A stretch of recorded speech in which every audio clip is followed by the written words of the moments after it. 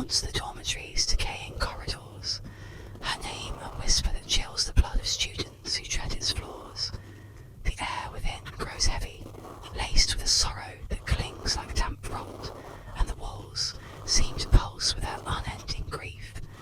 She was once a student, they say, a young woman, solitary, draped in crimson gowns that set her apart. Shunned or broken by some unspoken tragedy, her spirit shattered in Brattle Hall's confines. Some whisper she took her own life, her blood staining the room red. Others claim she was driven to madness, her final scream echoing through the night. Whatever her end, she did not leave. Now she's bound to the dormitory, a wraith in scarlet, her presence a wound that festers in the dark. At midnight, when the campus falls silent, her footsteps echo, soft, deliberate, trailing down empty hallways. Doors creak open, unbidden, and mirrors fog with a breath that isn't there. Those who glimpse her speak of a figure swathed in red, her face obscured by long dark hair, her eyes hollow pits of despair. The air turns frigid in her wake, and a faint metallic scent, blood perhaps, lingers. Some wake to find their rooms bathed in a crimson glow, her silhouette hovering at the bed's edge, watching, weeping, without sound. The Red Lady is not merely restless, she seeks. Students report objects moved, books flung from shelves, or their names whispered in the dark by a voice that knows their fears. Some claim she appears in dreams, her hands outstretched, begging for release or company. A few, the unlucky, have fled Brattle Hall, their minds frayed by visions of her bloodied form, her gaze a weight that never lifts. No one knows what holds her to these walls. The college speaks little of her, but the stories persist, passed in hushed tones. Lights flicker in abandoned rooms, and the elevators hum, rising to floors no one called. If you stay in Brattle, keep your door locked and your eyes averted from shadows. Ignore the footsteps, the whispers, the red glow that seeps beneath your door. For the Red Lady is no mere ghost. She is Brattle Hall's sorrow, its eternal prisoner, and her scarlet veil hides a hunger that never fades. Secret during an unspecified time. Mecritis was no ordinary sickness. It was a shadowy affliction that once it took hold, transformed its victims, specifically women, into bloodthirsty, homicidal maniacs. The story begins with whispers of strange occurrences. Ordinary women, mothers, daughters, and friends who suddenly turned violent without warning. The transformation was swift and terrifying. Once infected, these women would become consumed by uncontrollable rage, their minds slipping into a primal state of aggression. They lashed out at loved ones, strangers, anyone in their path, leaving behind trails of blood and carnage. The symptoms of mecritis were said to begin subtly: a fever, trembling hands, and a distant, hollow stare. But within days, the infected would lose all semblance of humanity. Eyewitness accounts described unnervingly wide eyes, twisted grins, and an almost supernatural strength. The afflicted would attack with no regard for their own safety, driven by an insatiable hunger for violence. Rumours of the disease spread faster than the illness itself. Some said mecritis was caused by a mysterious airborne toxin released during a government experiment gone wrong. Others believed it was an ancient curse, a dark punishment for some forgotten sin. Whatever its origin, the mere mention of mecritis sent waves of panic through communities, leading to quarantines and desperate attempts to identify the infected before it was too late. Then, just as mysteriously as it began, the outbreak seemed to vanish. Official records of mecritis are non-existent, dismissed as nothing more than an urban legend or mass hysteria. Yet, some claim that the disease still lurks in the shadows, waiting to resurface. They warn that if you feel a sudden fever, if the faces around you twist into grins that don't quite reach their eyes, you might already be too late. For the curse of Macritus, they say, never truly dies, it only sleeps, waiting for the perfect moment to awaken once more.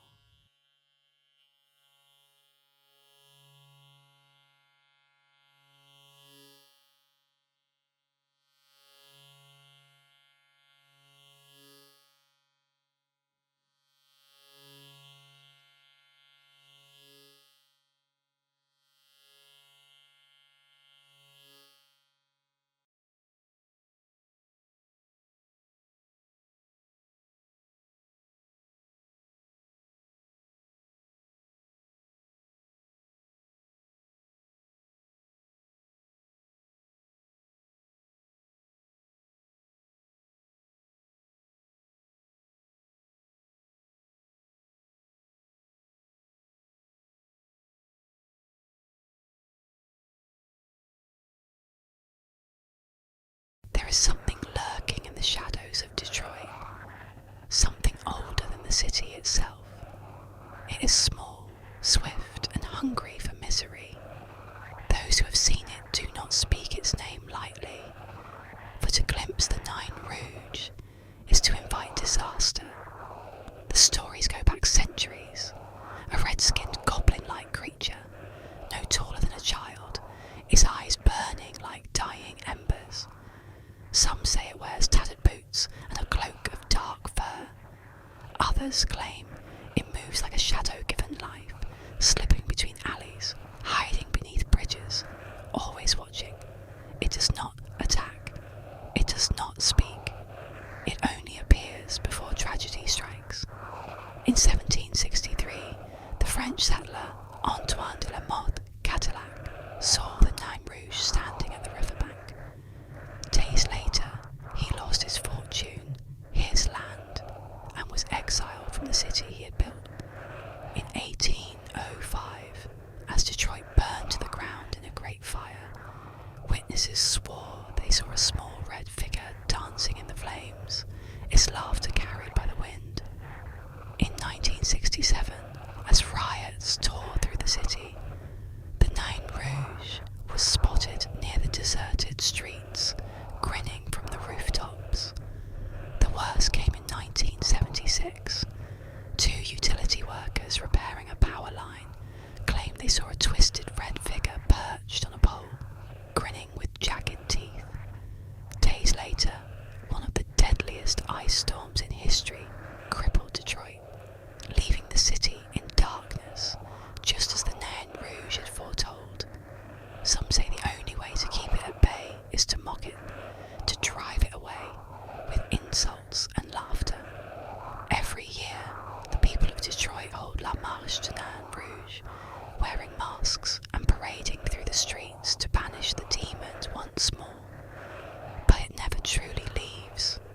And if, one night, you feel a cold wind that does not belong, if you see a pair of glowing red eyes staring from the dark, pray it is only your imagination, because if it is truly the Nine Rouge, something terrible is coming.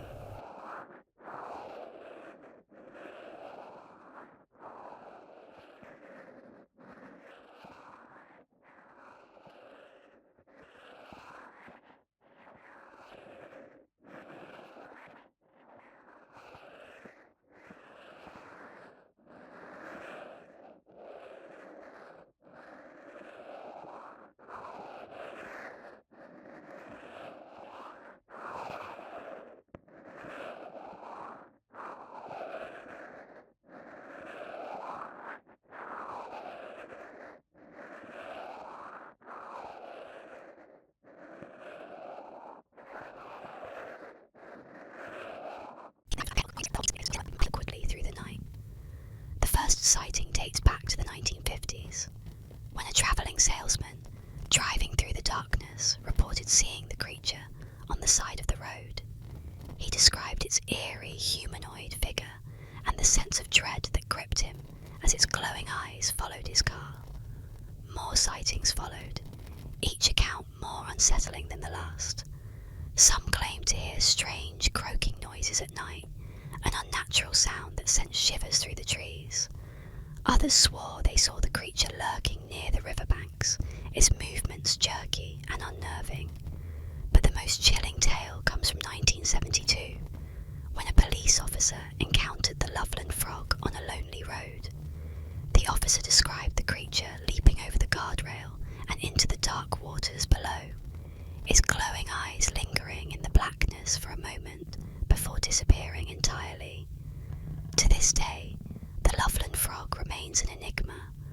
Some say it's an ancient being, a relic of the swamp, while others believe it's something far darker, a creature not of this world. Whatever it is, it still waits in the shadows, haunting the rivers and woods of Loveland. If you're brave or foolish enough to venture there, beware the glowing eyes that might follow you through the night.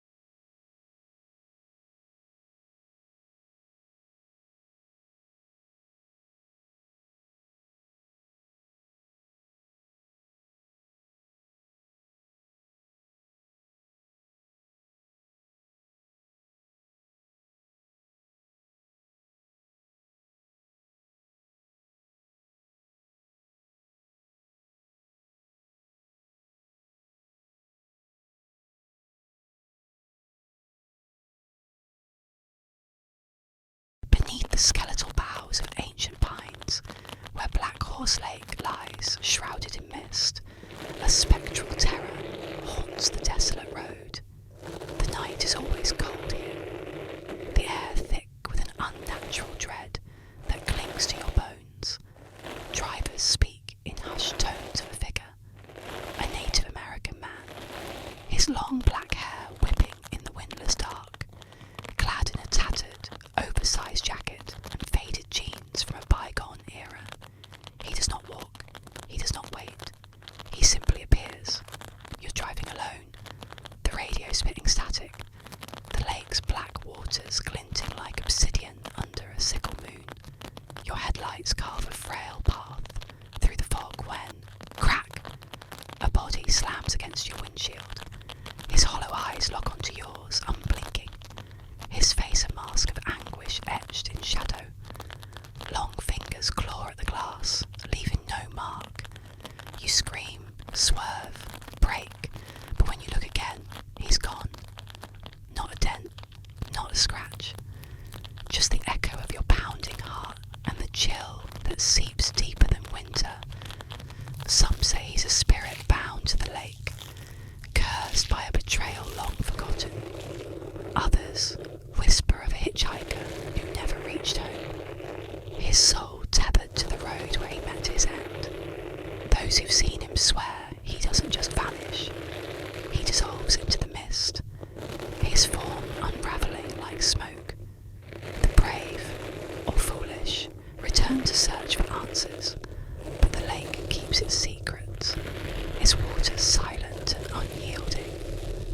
No one knows why he chooses his victims or what he seeks, but if you drive that lonesome stretch past midnight, when the world feels too still, beware the sudden weight on your windshield.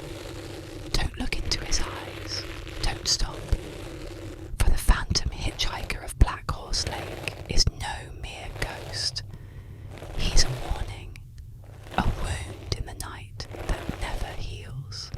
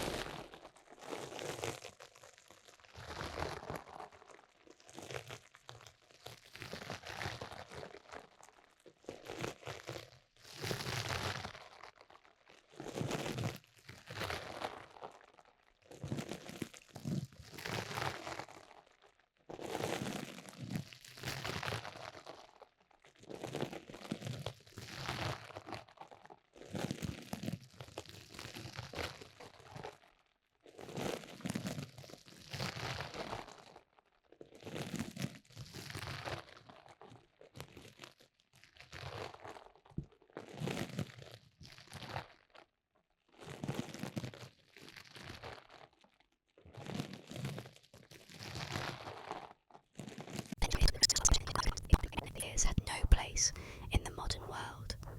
But as HMS Friday left port on a fateful Friday morning, a sense of unease settled over the crew.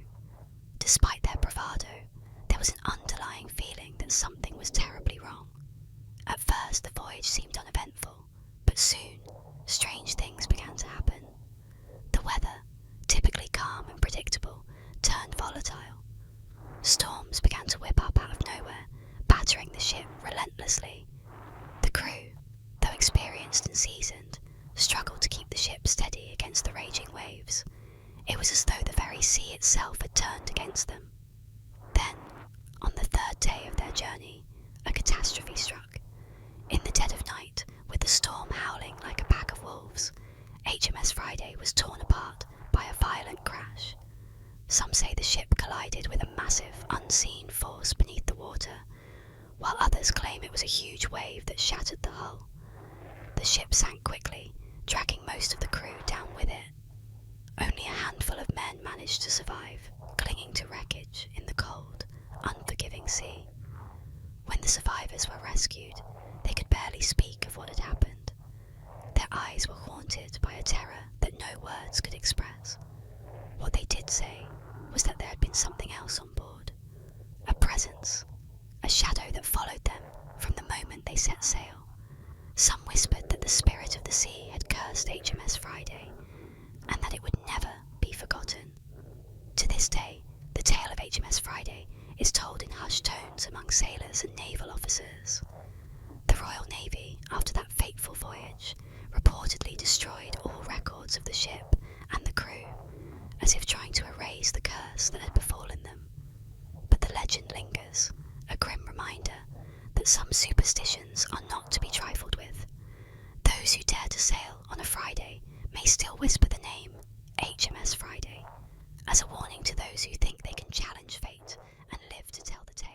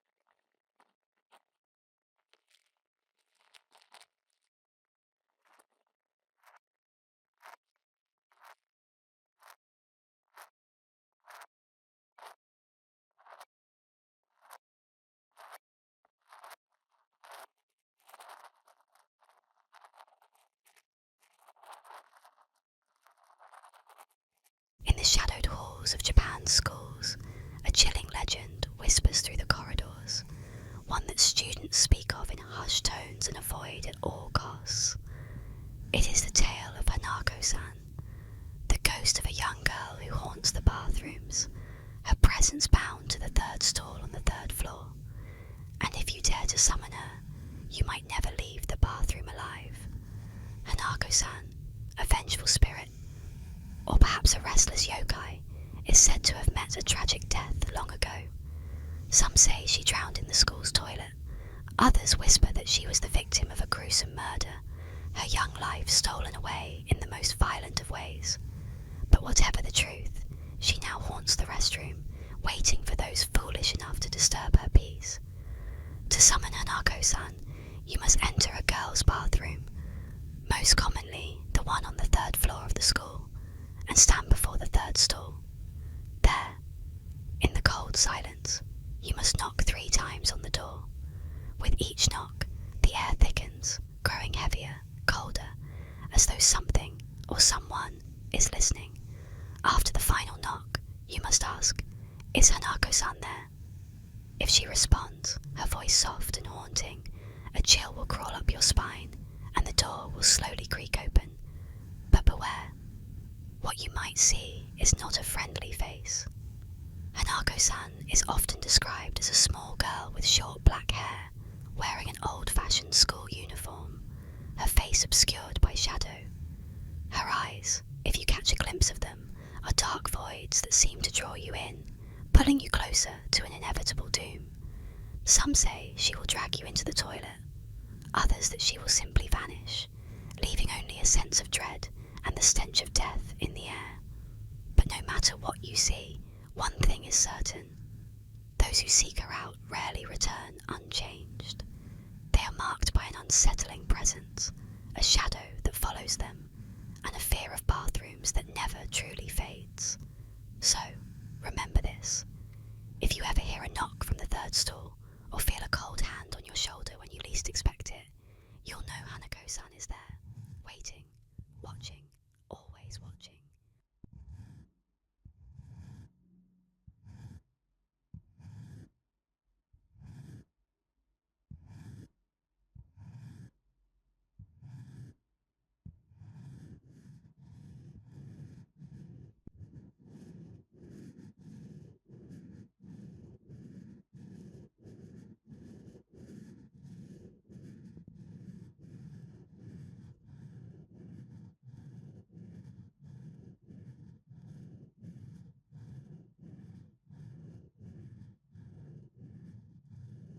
The desert stretched out, a desolate expanse of sand and rock baking under the merciless Arizona sun.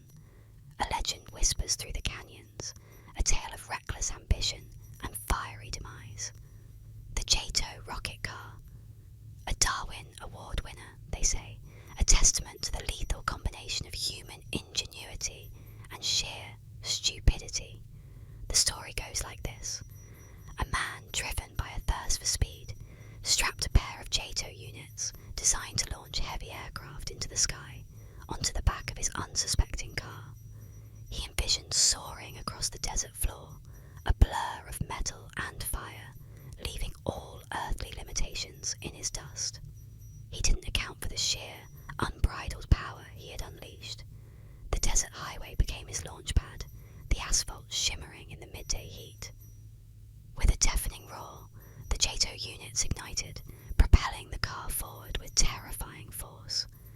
Witnesses, they say, watched in disbelief as the vehicle accelerated beyond control, a metal beast unleashed from its earthly constraints.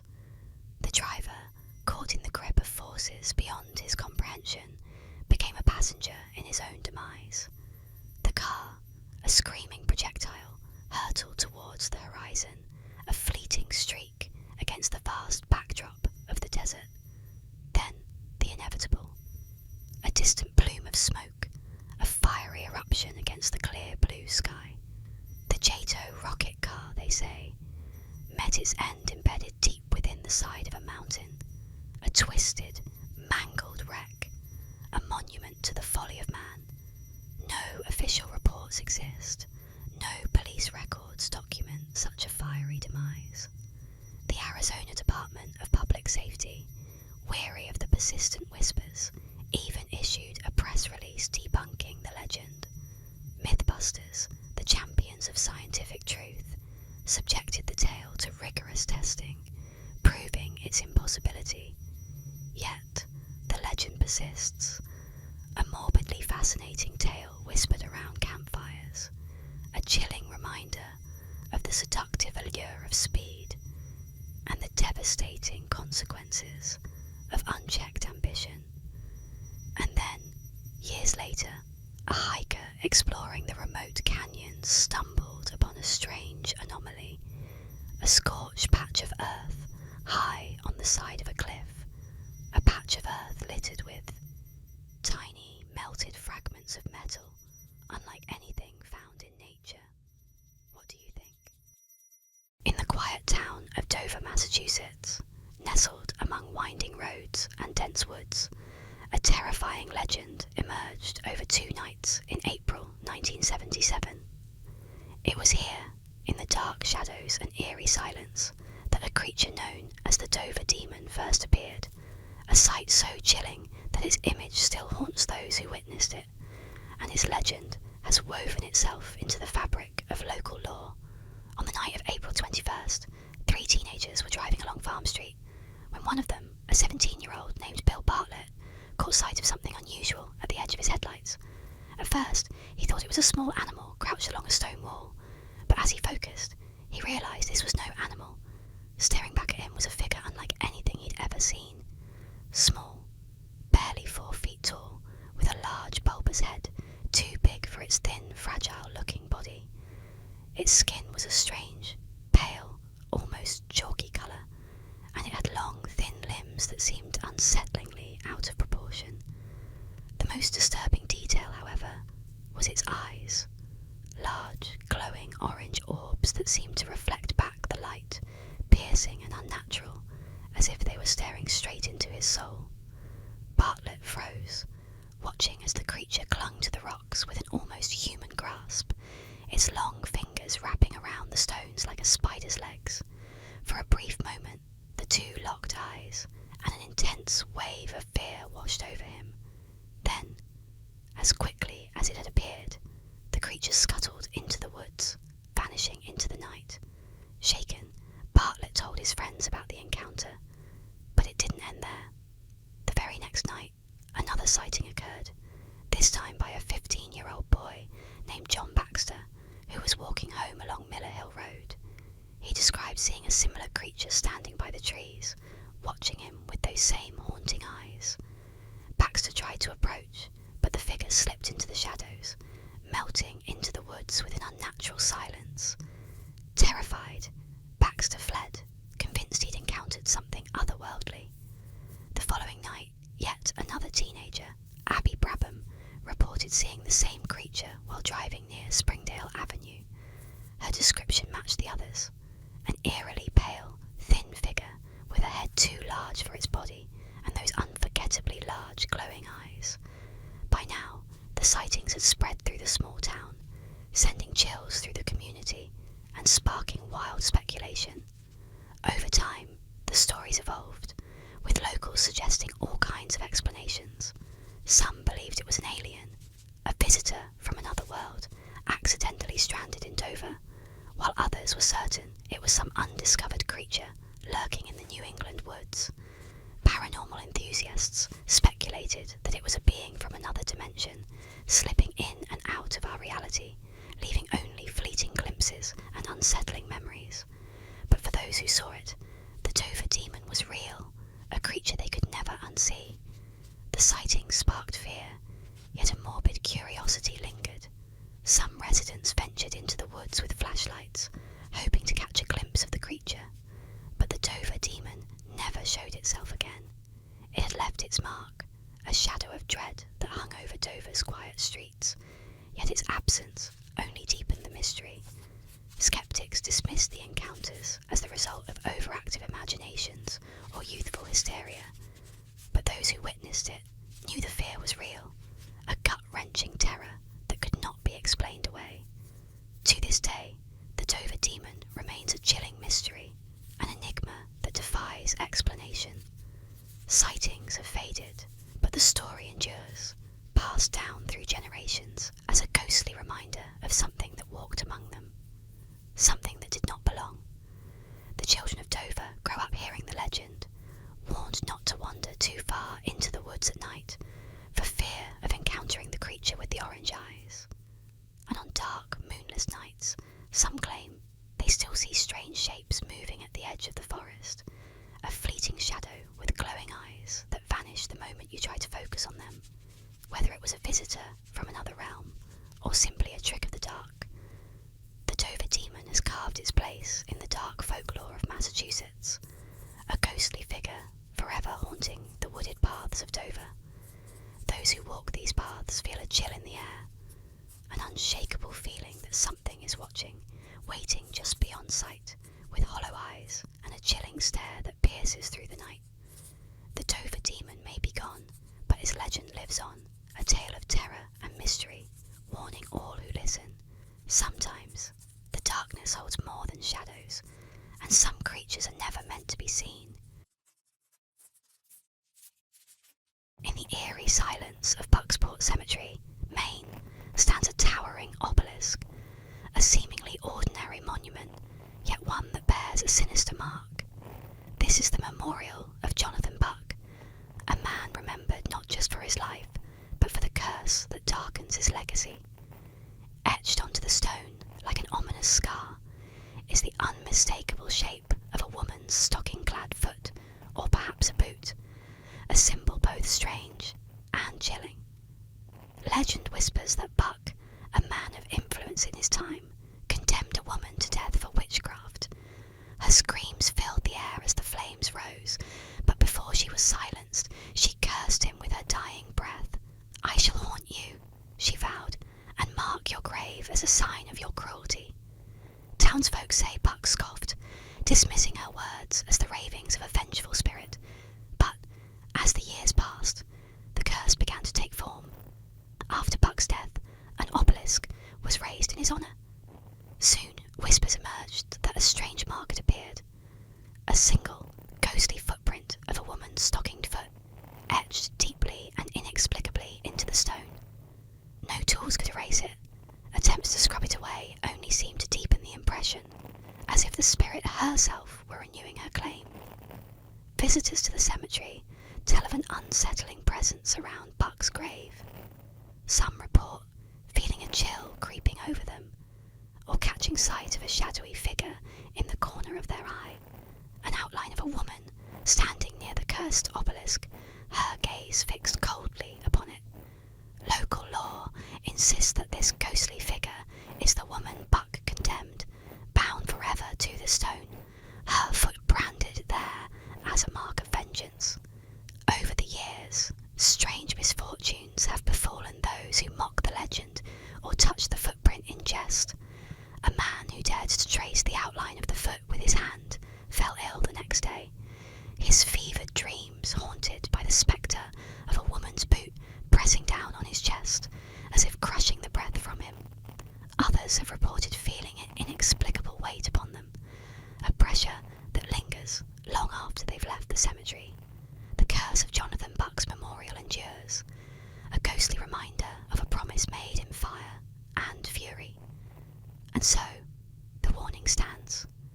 Those who approach this cursed obelisk may find themselves marked by forces that lie beyond, trapped forever in the shadow of a vengeful spirit's wrath.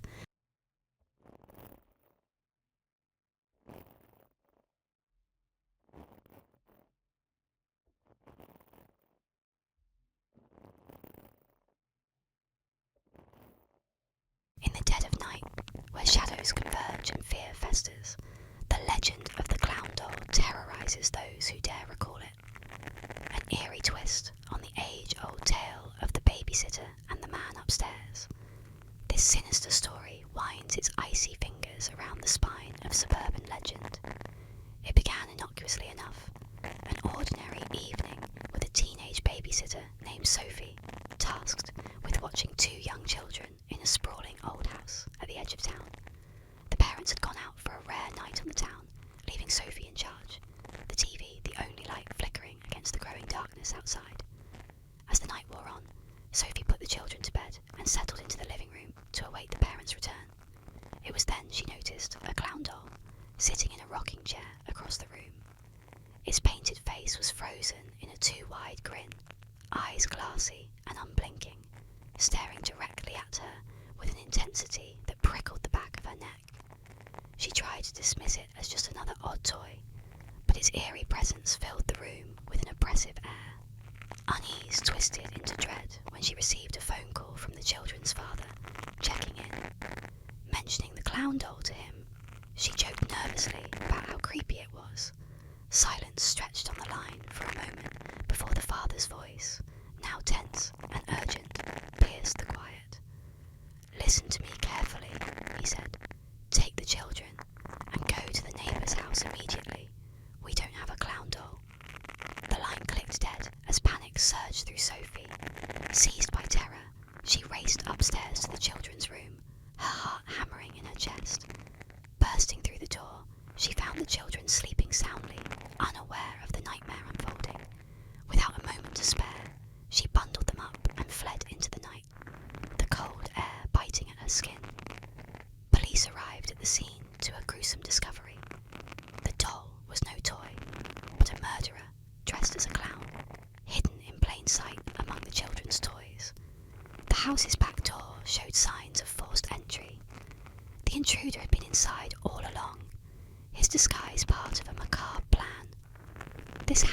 incident spiraled into an urban legend, whispered at sleepovers and retold at Halloween, a cautionary tale of the sinister lurking in unsuspecting places.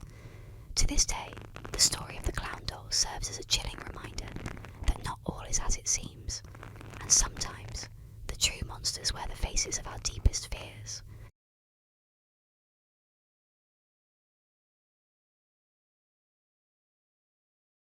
Deep in the shadowy swamps of Fuke, Arkansas, a creature is said to roam, a nightmarish figure known as the Fuke Monster, also called the Boggy Creek Monster or Swamp Stalker. This beast has haunted the imagination of locals for decades, a being cloaked in mystery, terror, and shadow. The first chilling sightings began in the early 1970s. Witnesses described a hulking, ape-like creature standing over 7 feet tall, its body covered in dark matted hair. Its eyes glowed with an unholy red light, piercing through the dense fog that clings to the swamps.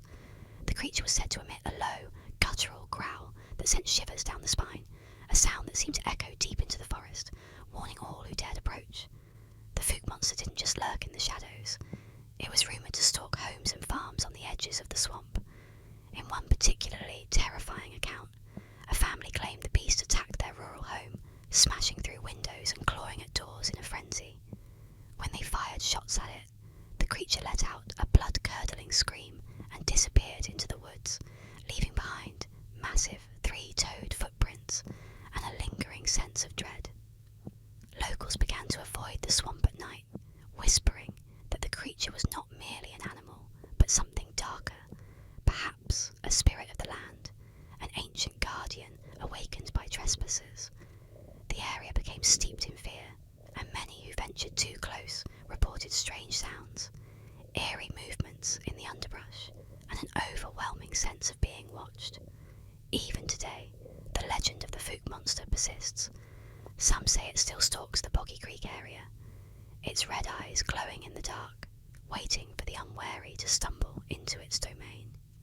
Others claim to have heard its haunting growl in the dead of night, a reminder that some creatures are meant to remain unseen, lurking in the shadows of the swamp, forever untamed.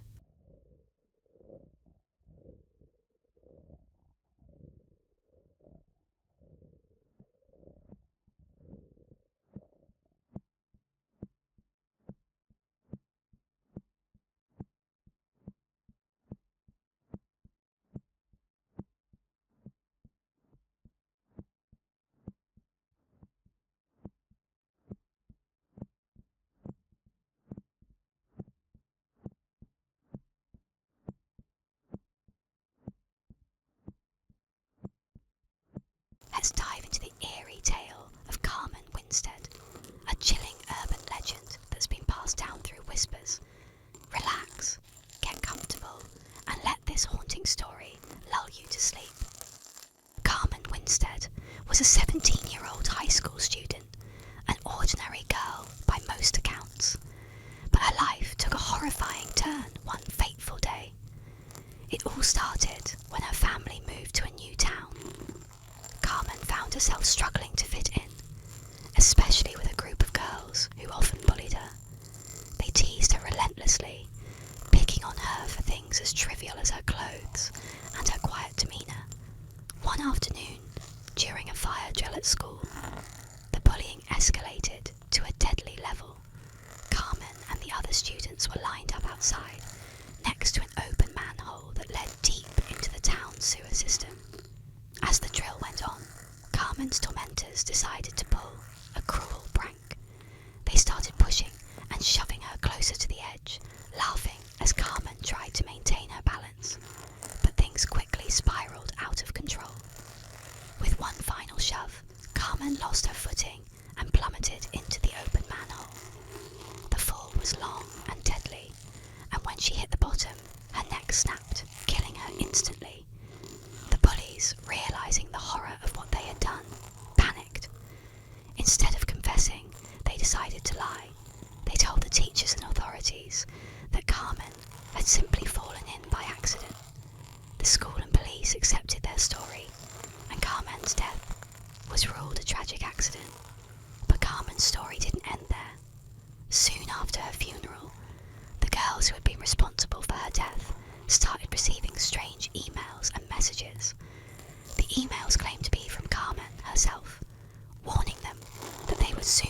justice for what they had done.